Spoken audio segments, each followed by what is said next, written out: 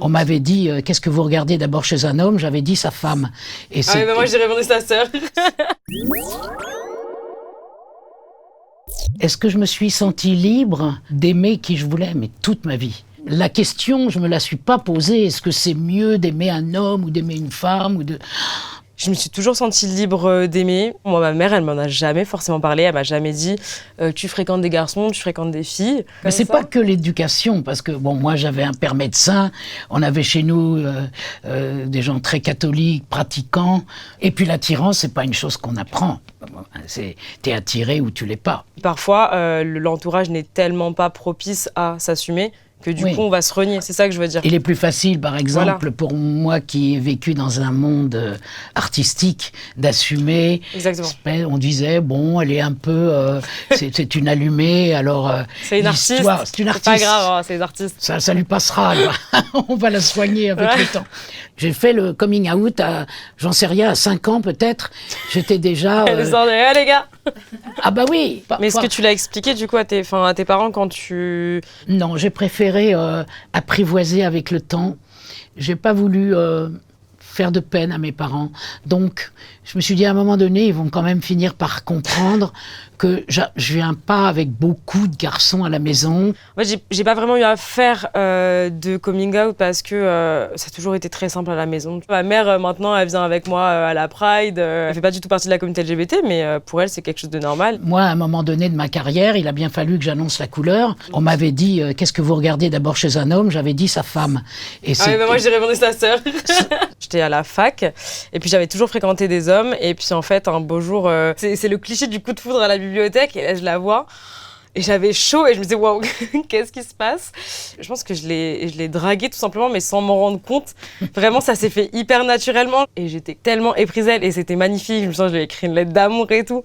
Je pense que j'ai eu moins peur de me lancer dedans et de vivre toutes mes expériences avec facilité.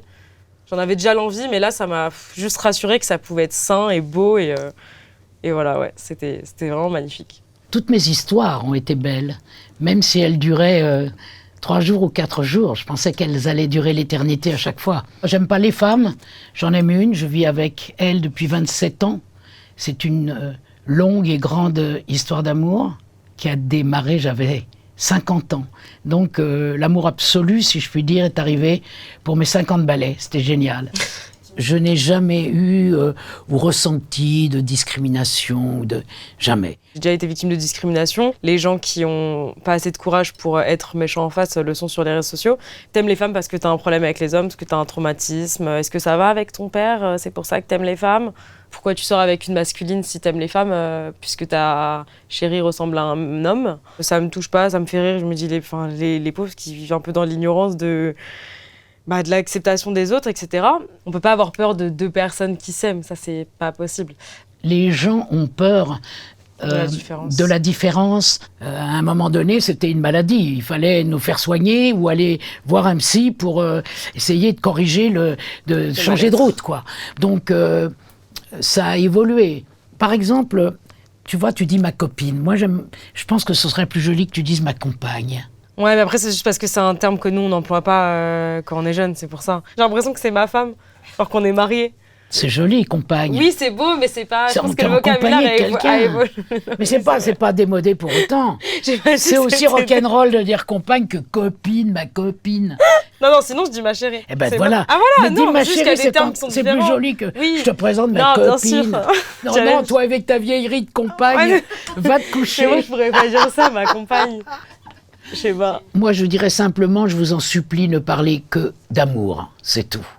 Parlez, enlevez vos tiroirs, enlevez vos étiquettes, enlevez vos machins sur la tête, enlevez tout ça. Vivez simplement votre histoire d'amour aux yeux et au cœur de tout le monde. Voilà, c'est tout.